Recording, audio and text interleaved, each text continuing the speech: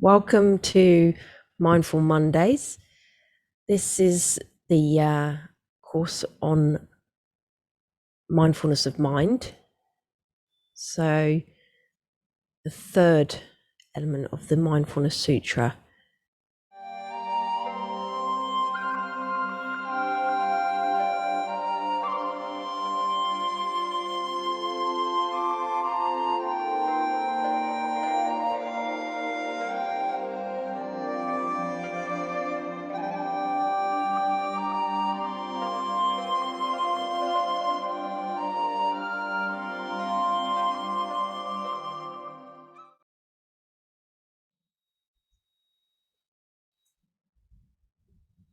So we're going to look at anxiety and depression as it's something that personally I've experienced, and it's really good to actually get present to how it does affect us and how we can get out of it. Looking at that because obviously mindfulness of the mind, if our whole life is determined by the way our mind is, then it's best advice to actually understand the mind, and so we can overcome these things, because we create the world we live in.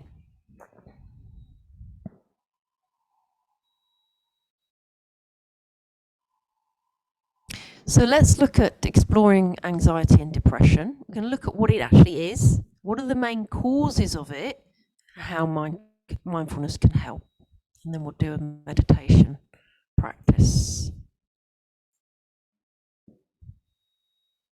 So Buddha basically said this: the secret of health for both mind and body is not to mourn for the past, nor to worry about the future, but to live in the present moment wisely and earnestly. There are two mistakes one can make along the road to truth. Not going all the way and not starting.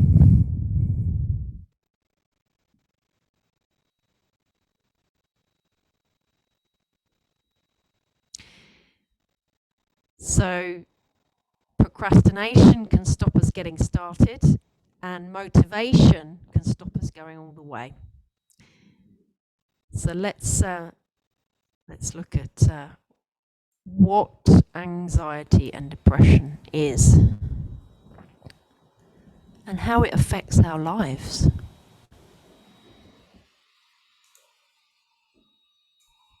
So what actually is it? Well, it's continuous feelings of stress, tension, worry, nervousness, panic, and fear. Anxiety is the main symptom of several conditions, including panic disorders, phobias, post-traumatic stress disorder, and social anxiety disorder. Based on thinking about the future, it's the what ifs.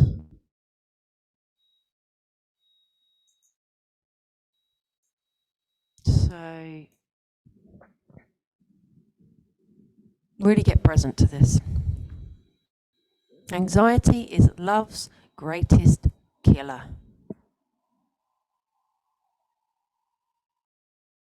It makes others feel as you might feel when a drowning man holds on to you, pulling you down. You want to save him, but you know he will strangle you with his panic. Hence, if you know someone with anxiety or you suffer from anxiety, people will withdraw from you because they feel like this.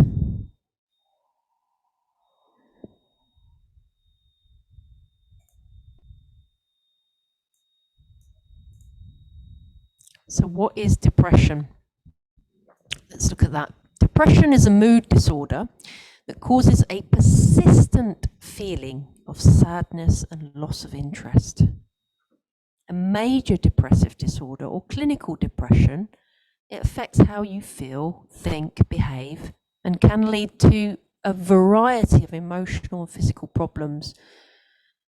It's a complex condition and its causes are not fully understood, but it affects many, many people, 121 million people worldwide at some point or another. So depression is a prison where you are both the suffering prisoner and the cruel jailer.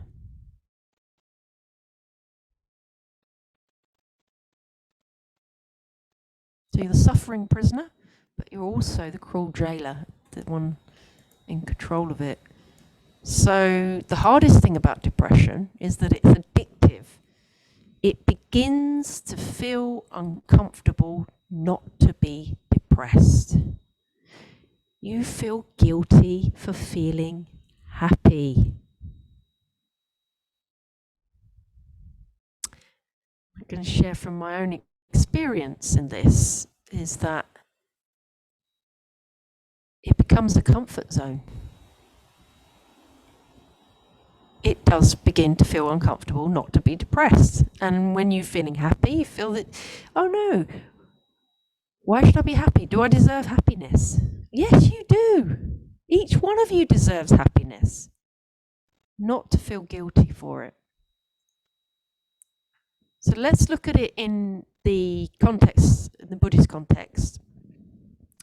So the Buddhists would say it is the root cause of it is the mind.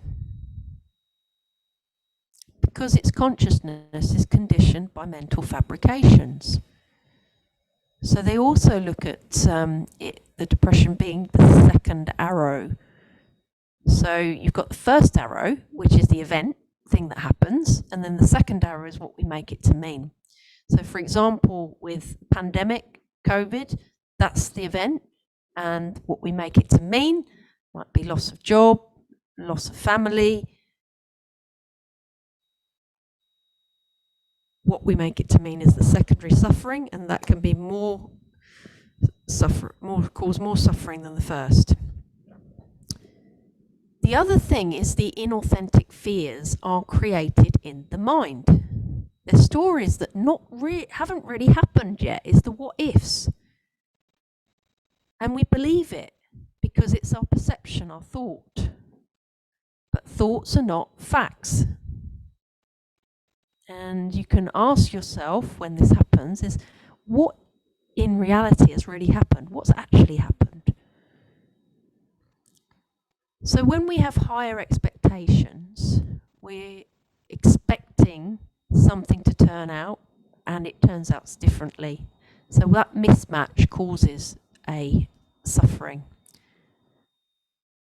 It's attachment to concepts, thoughts and views can cause this suffering. Things don't turn out the way that you want them to. Non-acceptance of what is when we're suffering. When we don't accept what's going on in that moment, like we don't accept that we've lost our job, we don't accept that we've lost a family member, that causes suffering. So we're not getting present to it, and the mind creates different things. So why should we understand this? Why should we understand depression and anxiety and this mind state? Well, it's very simple, because the body keeps a score, and it's a downward spiral. There is a mind-body connection, and you all have a precious human life, and it's about really understanding the mind and catching yourself from not being attached to any negative feelings, and to be able to have that balance and allow the feelings to be, but not to be depressed by them. So here's the downward mood spiral, just to give you an example of how it works. So negative thinking is reactive. reactivated. And then you go down into repetitive thinking and negative physical sensations reactivated. There's an avoidance of negative sensations, and then there's a depression reactivated. Unhelpful behaviors are there. Energy levels go down, and you're sliding down the slippery slope. So how does it actually affect the brain? Well, there has been studies done with depression that the brain actually shrinks. So it takes 8 months to a year to develop. So if you have depression for that amount of time, then the brain does start to shrink. There's brain inflammation that leads to a decreased function of neurotransmitters, and that affects the mood and the memory. Oxygen restriction leads to inflammation in the brain cell and injury. Structural and connective changes happen. There's a reduced functionality of the hippocampus, which is the memory, and the prefrontal cortex, and that's our executive function. So it affects our attention. Our amygdala is our mood and emotional regulation. So within the executive function, what's happening is when we get anxious or anxiety, we can get into this threat state, and that shuts down the prefrontal cortex. So we're not able to access the executive function. And this happens a lot with ADHD in terms of having that anxiety attached to it, is that we shut down. And we're not able to plan ahead or think logically. So how does it affect the mind? Well, this low depressed mood, you start to get feelings of guilt and low self-worth. And that leads on to disturbed sleep, which is a perpetual cycle. So the less sleep you get, the more you get entrenched in it. There's loss of interest or pleasure in things that you do. There's poor concentration. There's changes in appetite as well. And it's low energy. But the main thing is cloudy mind. You're not able to think straight. So you can't see clearly of what needs doing. So what are the main causes of depression and anxiety? Well, the main cause is obviously the mind, is the root cause. It's where it's coming from. But what else is causing it? Well, some will say genetics. So it may be genetic that you have depression in the family or anxiety, but it's life experience, childhood traumas, abuse, bereavement, life changes, drugs, circumstances, COVID-19, constant negative thinking, rumination, and avoidance of negative thoughts, emotions, and sensations. But the mind is the root cause. So unless we understand the mind, we're just allowing the mind to go where it wants to go. And the mind has no mind. So it's really about training the mind. And it's an unruly mind. It's like an unruly child. It will do what it wants. And the main causes is that we are not taking responsibility to control it and be aware of how we can deal with it. So how can we deal with it? Well, how can mindfulness help? It's a big question. It can help tremendously. So let's look at how. How it can help mindfulness is that it brings you into the present moment. So it takes your mind away from the past and the future and brings you into the present moment. It enables you to step back from the contents of your mind and emotions. It changes your relationship with thoughts. You start to question those thoughts because you know that thoughts are not facts. It gives you insights into impermanence. So the feelings come and go. You start to see that. Reduces the identification with your thoughts as you. So there's a buffer. Then your thoughts lose the power, and that reduces the anxiety. And it can increase compassion for yourself and acceptance for yourself and those around you.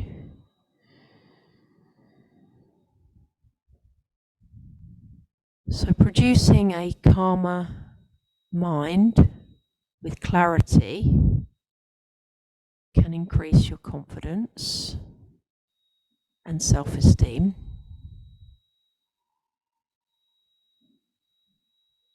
And pull you out and reduce that anxiety. So let's do a meditation practice now.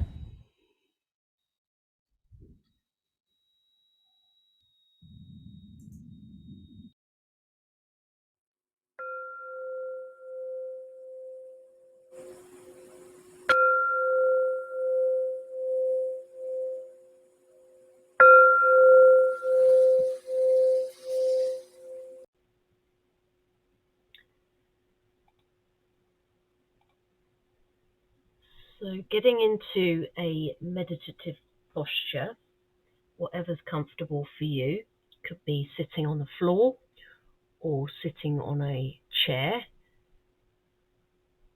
And just paying attention to keep the back nice and upright.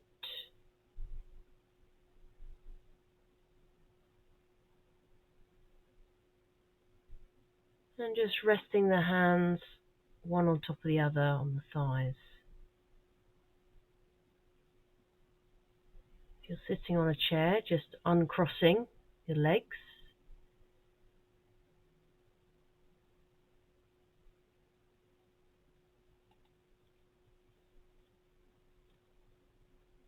And now just scanning the body from the head all the way down to the toes.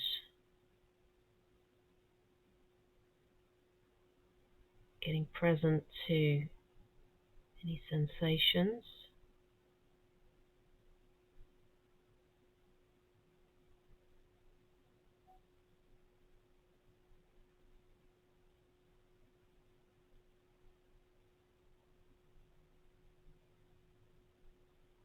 Now checking in with the mind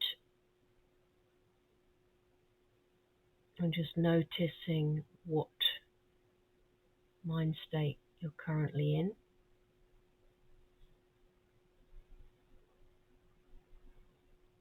Just putting any worries or concerns aside.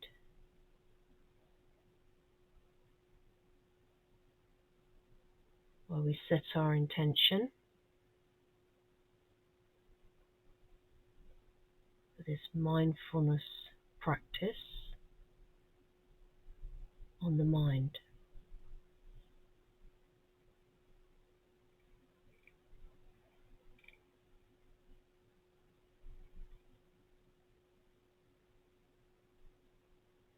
Getting present to the impermanence of the mind, changing from moment to moment.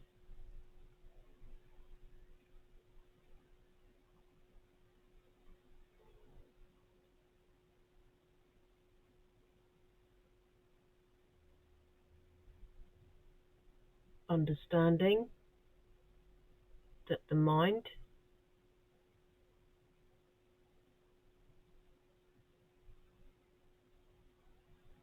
is made up of sense perceptions, verbal and abstract thought, emotions, feelings of happiness and unhappiness, attention concentration, intelligence, and memories.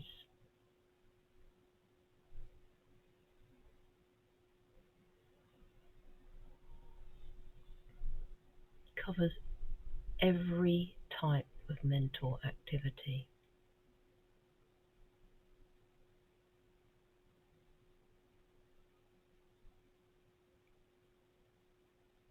You are not your body and you're not your mind.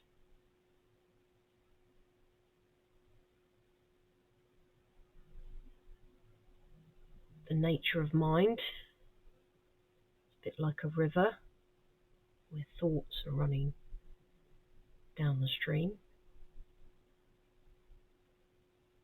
Some of those thoughts may not be your own thoughts. Maybe someone else's perception of something.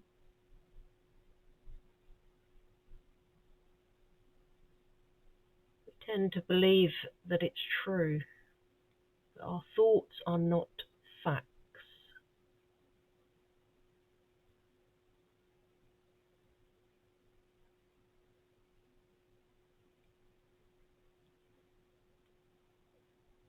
As the Buddha says, the mind is everything. What you think, you become.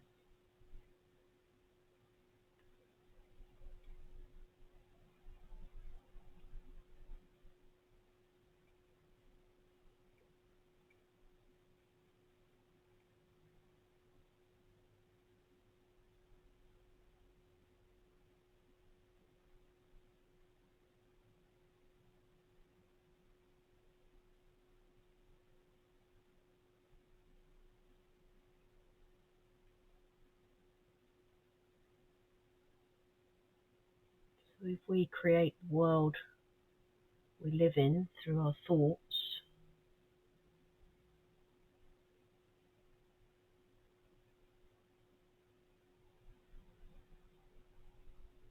and our mind states, perhaps it's time to investigate, as unwholesome mind states can lead to unskillful actions.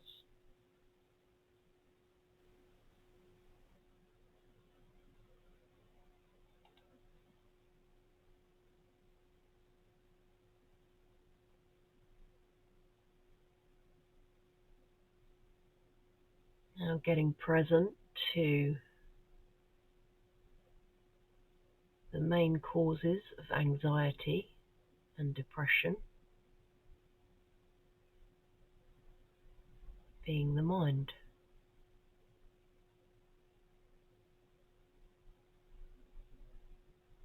So this constant negative thinking, proliferation of thoughts, will contribute to our mood and our feelings.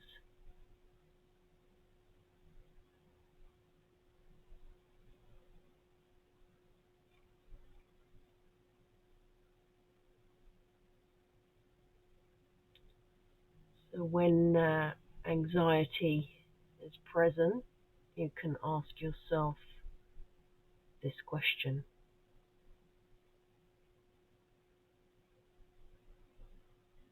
what's the worst thing that can happen? Is it happening right here, right now, in this present moment? Is it true what my thoughts are suggesting? Or am I making a story out of this?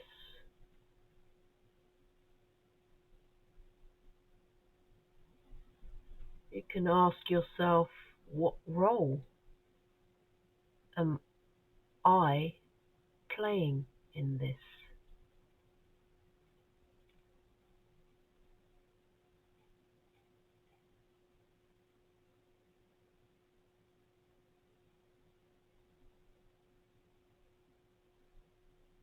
When you're experiencing this feeling of depression, you can get present to impermanence.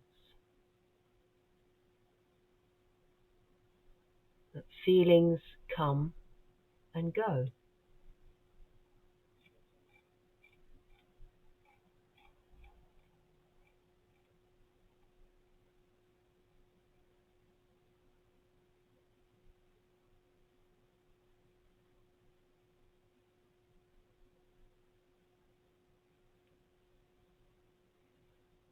You can change the thought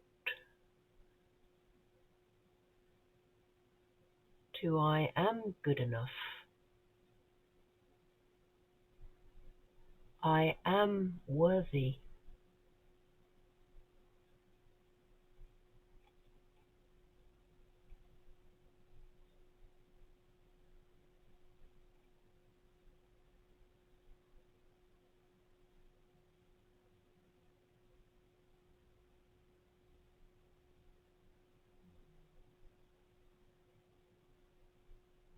If you're attached to something, to a thought, to a concept, person or view, you can ask yourself, what are you not accepting right here, right now?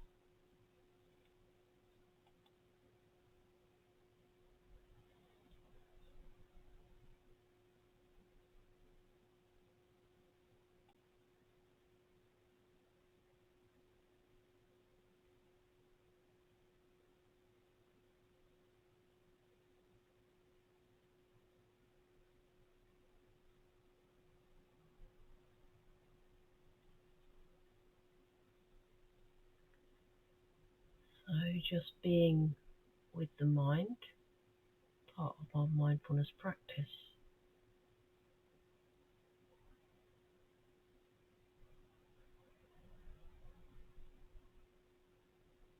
It takes courage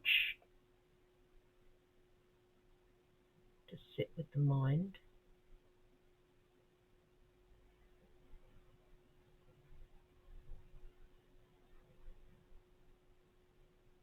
Using the framework for mindfulness, we can apply 4 elements. Recognize what mind state is arising.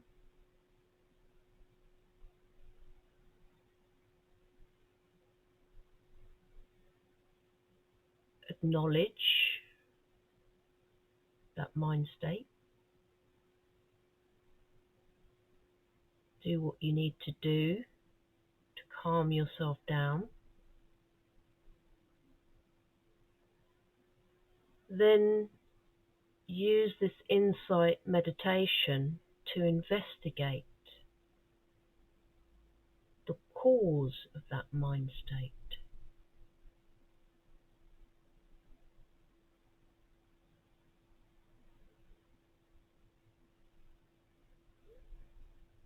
And then get present to non-identifying with that mind state as self. Detach from it.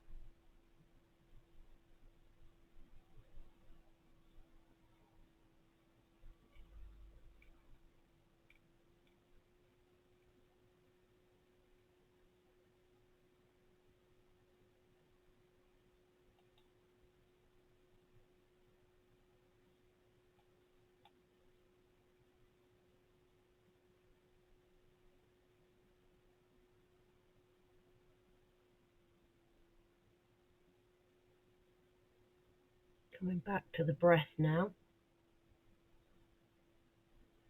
Breathing in and breathing out.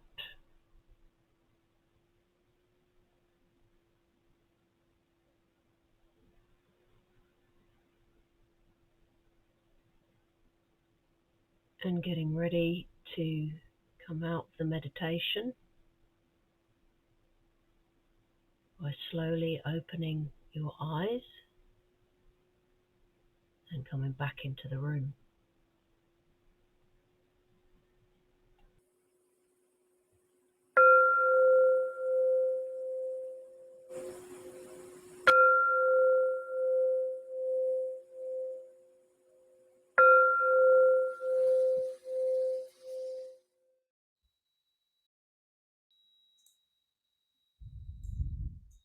Here's the framework. Recognize, acknowledge, investigate, and non-identify. So what came up with your experiences? What mind states? What was the felt experience?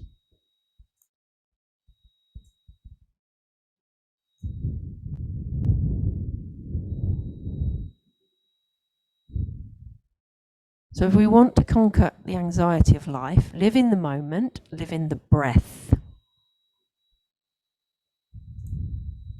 Any questions?